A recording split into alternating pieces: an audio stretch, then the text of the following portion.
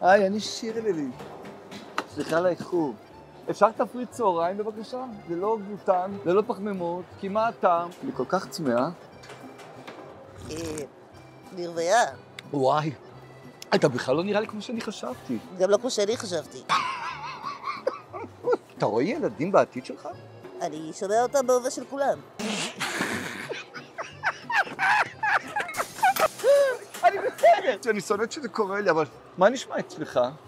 תני לכוונן סאונד רגע. בפארק ממול ילד זורק פריסבי שחותך את האוויר. בספסל לידי ממלטפת תינוקת שמצחקקת. מישהו הופך דף בספר. כמה מטרים משם מישהו מקפל עיתון ואישה נאנחת. אבל לא חשבתי שאני אכיר גבר כמוך, שחר. שיבי. שימי? מה?